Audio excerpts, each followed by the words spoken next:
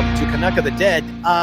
This lovely lady I got to meet, and I'm sad to say it's been that long, 8 years ago now, and it feels like a month, that we've known each other. And one of the first things she came to us with was a short film called Attack of the Killer Chickens, and with a title like that, you have to pay attention. So I would love to welcome Genoveva Rossi to the show. Genoveva, how are you? Clucktastic. Yes. Yeah. Yes, I still remember vividly when you came and you said, "Look, I got this short. Let's get together and chat." And Mhm. we had you on the other podcast. That short is hilarious. It's fun. Thank you so much. And we had a lot of fun making it, actually. Attack of the Killer Chicken is the short film. We did that quite a few years ago. And it was like a really fun film to write, to shoot, even to edit. I know some of the ideas are a little out there in there. I remember one about a certain gentleman with some chicken. Where did all of the thoughts come from for this short? That's how warped I really am. You met Edward X. Young, who had some pretty interesting chicken scenes in that film. He said my directing style was a combination of if Ed Wood and John Waters had a baby, I would be their baby somehow. I don't know. Oh wow, that is so good. I can see that. Absolutely. Yeah, Absolutely. if it was even possible for them to have a baby, but I think it is. I think it is, and I would be that baby, and then that would be my directing. And I do actually really enjoy like Ed Wood's work, and I do really enjoy John Waters' work. And the feature I would say is probably very inspired by John Waters, probably more than I realized. Probably like a lot of it subconsciously, popping up in there, and it was also inspired by things like. Attack of the Killer Tomatoes, Attack of a 50-Foot Woman, Night of the Living Dead, all these kinds of zany movies that I grew up with and stuff. So we did this short film, and it went to like 40 film festivals, and I think it won about 8 awards. And then we decided, you know what? Let's make it a feature. So me and Dave Stein, founded a company called Cluck Cluck Productions, and our first film is Attack of the Killer Chickens, the movie, which is due out later this year. That is awesome. That is awesome. I'm going to jump way back because when we first got together and started talking, the title I remember you getting a hold of me was Scream Queen Genoveva Mhm. Rossi. How did you decide this is the career path that you wanted to pick? Well, it's an interesting thing becoming a scream queen as it was. It's kind of like if you're in a couple horror movies, all of a sudden you kind of get labeled a scream queen. Kind of whether you like it or not, it kind of happens. I could see that. Okay, I can see that. And if you look at your IMDb, there is a lot of horror that you are in. Is that a conscious choice or just what comes towards you? It's a little bit of both. I always loved horror movies, but then also horror movies are something that has such a large audience, and they're always being made. You could probably do a horror movie like every month and keep yourself really occupied. Look at people like Vincent Price or whatever. He kept himself so busy, or Peter Cushing. Like even in their time period, people love horror movies. They just never go out of fashion, and people just want to keep on seeing more and more and more of them.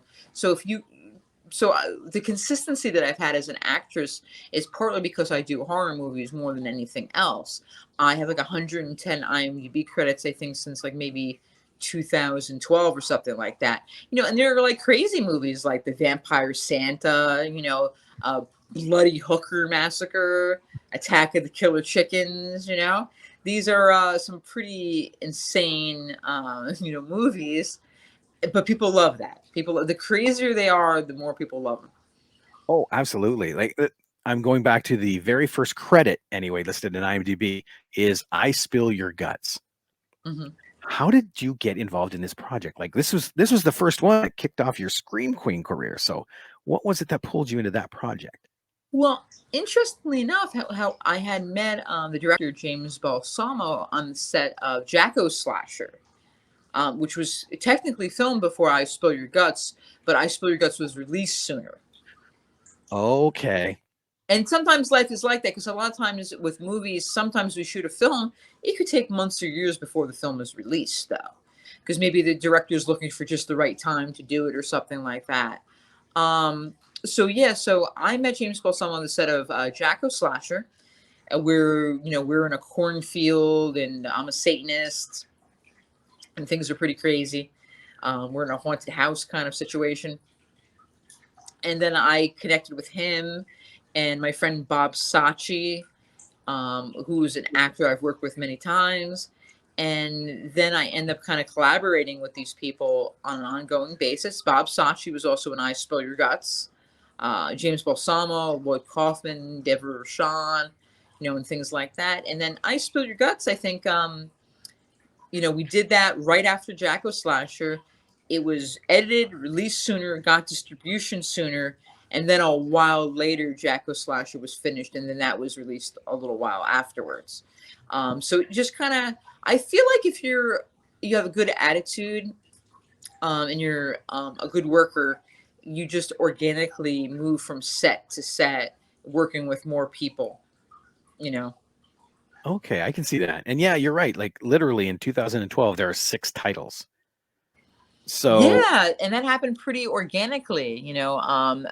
My two most common co-stars have been Bob Sachi and Edward X. Young, and they're actually, I think, both in I Spill Your Guts, and Bob Sachi is also in Jacko Slasher. And then later on, I was with Bob Sachi, and I were kicking some ass and Zombie Hunters: City of the Dead. We were like kicking ass and taking names in that one. That was pretty fun. And then it just kind of all just kind of snowballed after that with doing like movie after movie. I'm also in a city with Bob Sachi. That's kind of an interesting one. I'm like a villager. He's a priest. Some interesting things happen. That's kind of like an interesting movie, actually. That's like a like religious horror, I guess. oh, Um, that's interesting. yeah, there's so many different subgroups of horror movies that it's amazing. You have sci-fi horror, you have comedy horror. I've been in a lot of comedy horrors, and then sometimes you even have like Christian horror or religious horror, and then sometimes you even have like maybe gay horror, like I did the Cannibal Killer, the real story of Jeffrey Dahmer, which is kind of like a gay horror movie, which is actually a very popular subgenre. Also a true crime horror, which is also a very popular subgenre too. Serial killer horror. There's all these interesting ones. Comedy horror is really popular though too. People really love their comedy horror movies. No, no, that is absolutely true. And now I'm just going to jump back real quick to Cannibal Killer.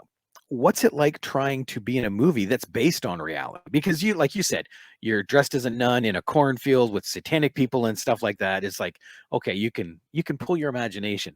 But when you're in something on Jeffrey Dahmer, like this is a factual story, how do you prepare for that kind of role? Well, just to be clear, in Jacko Slasher, I'm a sexy Satanist. Oh, so sorry. Yes. Satanist. I'm a nun in some other movies though, but not that particular one.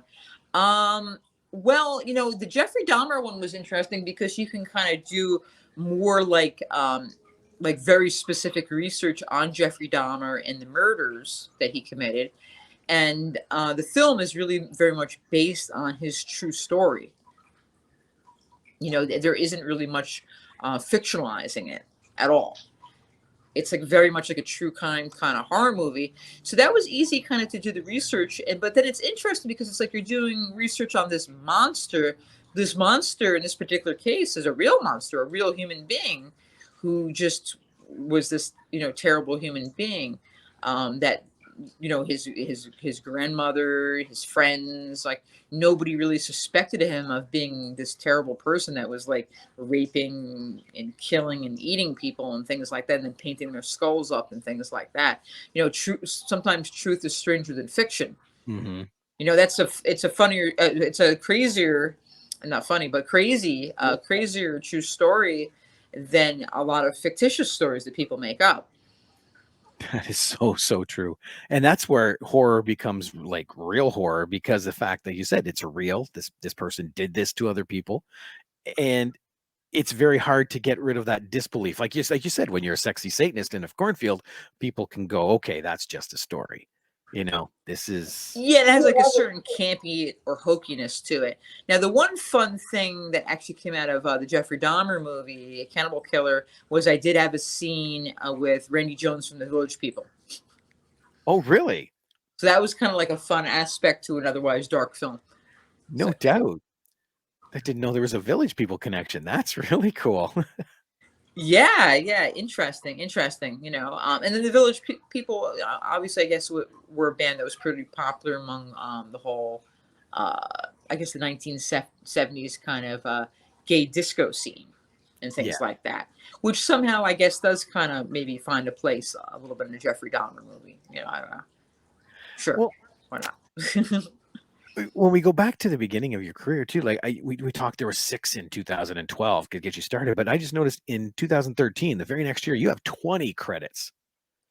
Oh yeah, I, yeah. Well, I like to keep busy. At 2013, I kept myself really busy that year, doing as many films as I could possibly do, and it was probably like a hectic year of just doing film after film after film. In some of these movies, I'm on set for a couple weeks. Some I'm on set for a day or two. Every film has like a different level of commitment, I guess. Um, it can be challenging, obviously, when you're doing a lot of films like that, memorizing dialogue, running your lines over and over again, getting familiar with your character and your scenes and things like that, the travel aspect and things like that, pretty fun. One that's kind of standing out as a pretty fun one was Attack of the Brain People.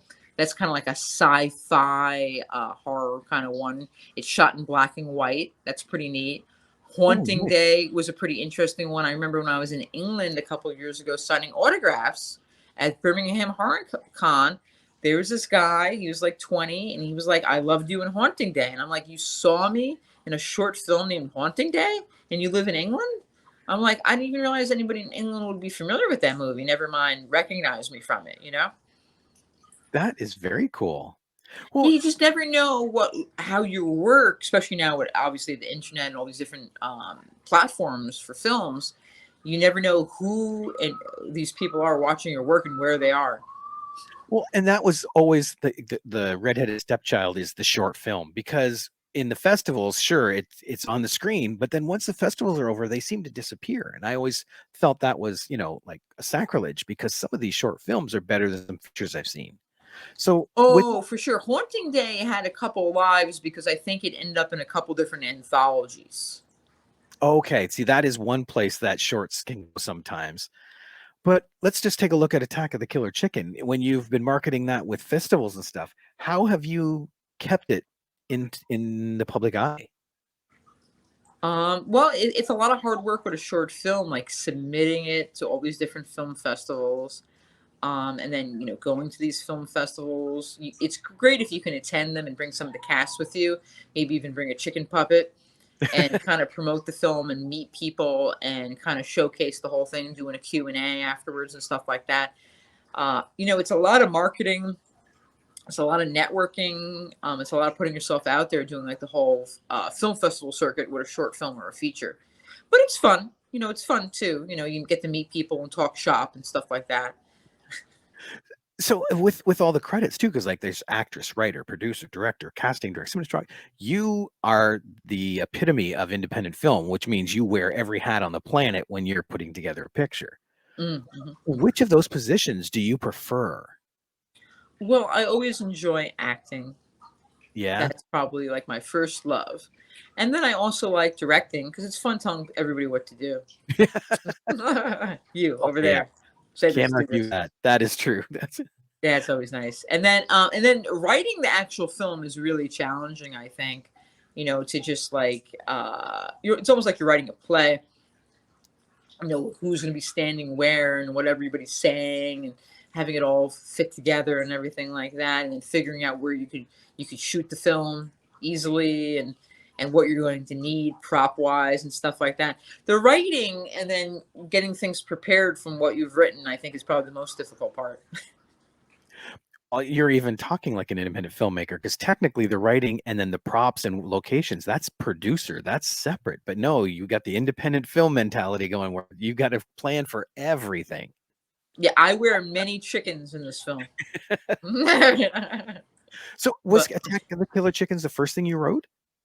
not in my life or anything like that. No, I was like in college. I was English with a minor in journalism with a focus in creative writing. So I've written a lot of things, like a lot of journalistic things, short stories, and things along those lines. But Attack of the Killer Chickens was the first time I wrote a short film or any kind of film. And then Attack of the Killer Chickens, the movie, is the first time I wrote a feature film. Oh, wicked. Um, one of the other things I've noticed, I love looking at your IMDb for, is the red. When you get to the top of the IMDb, everything's in red: pre-production, post-production, announced, filming. It shows how busy you are. Like 1, 2, 3, 4, 5, 6, 7, 8, 9, 10, 11, 12, 13, 14. There's 14 credits that are in some state of production, completed, Mhm. post filming. How do you line those up and maintain a schedule to be able to do something like that? It's not as difficult as maybe you would think it would be. I contact people. I would, we figure out that I'm going to be working on the film, and then when they can, they let me know what days they want to do the film. I block out those days. It's kind of first come, first served. Whoever tells me what days we're going to be shooting right off the bat, I will block out those days, and then whoever comes later, I'll block out other days. Usually people can be a little flexible and accommodating because maybe you're shooting a film for 3 weeks and I tell you what days in that time period I'm available. Gotcha. And then we'll figure it out from there and things along those lines. When traveling is involved, of course, it's a little more involved. Like, the Vampire Santa will be filming in Kentucky, and there's some other films that we'll be filming, in southern New Jersey, also South Carolina. We have some films coming up in that I'll be shooting and things along those lines. So it can get a little involved. The further you have to travel, the more planning and things like that go into place for sure. One of the credits kind of intrigued me because you have a lot of independent film stuff, but then you've got an extra in Army of the Dead. Mhm, mhm. What is the transition like from our independent film sets to Hollywood, Zack Snyder? you know, Well, that was an interesting experience because I had submitted for that, not realizing what I was submitting for. That I was like, they need zombies, paid gig. So they're all right, I could be a paid zombie, sure. So I submit myself. I send the pictures and stuff to like a Philadelphia casting company. They're like, you've been chosen. Show up the first day. Zombie training. It's a Zack Schneider movie.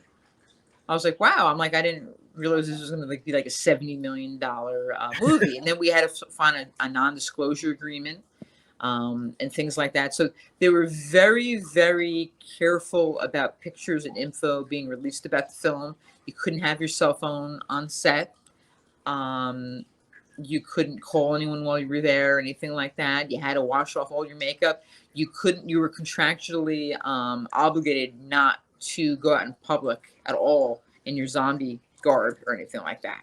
wow. Once you're done up as a zombie and you want to go out to your car for a sec, too bad, or you want to smoke a cigarette outside. Nope, you can't do that, because we're working on a movie and nobody could see you because we don't want any spoilers. What if TMZ's there and somebody's got a camera and then we end up, spoiling the movie and things like that, and some of the element of surprise. And Zack Schneider was very good at really keeping everything under wraps until he was ready to kind of release a little bit of information here and there before the release. But it was pretty interesting. It's like a $70 million, Netflix movie.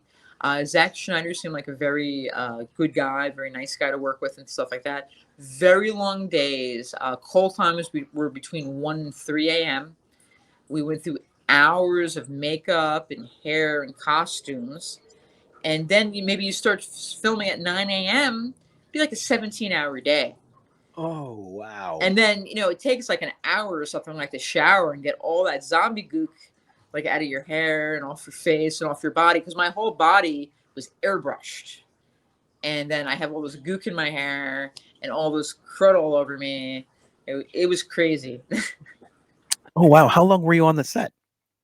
A few days. And it was and each day was probably about 17 hours.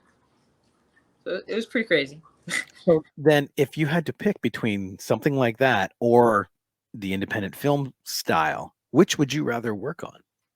Whichever pays more. There you go. Okay, I'll take that answer. Yeah, yeah, whichever pays more. And you know what? And it's not necessarily the Zack Snyder movie that's going to pay more than the independent film, because in the independent film you might have a larger, more important character than the Zack Schneider. You might bring more value to the film than you do to the Zack Schneider film. Because I'm just a zombie in Zack Schneider, but I'm in like one of these indie horror films, and now I might be one of the leads or the supporting cast, and I might be like a character that's really pivotal to the plot and storyline. Gotcha. Give you something to sink your teeth into when you're on set. Oh yeah, so it might not be as long of days shooting, but it might be more prepping, like memorizing your lines and getting yourself in character and researching your part. Oh, Because acting is a lot of work, and only part of it is being on set. A lot of it is preparing to be on set. like you said, learning the lines and yeah, that I guess that is very true. You hmm can't just grab a script, show up on the set, and say, "Let's do it."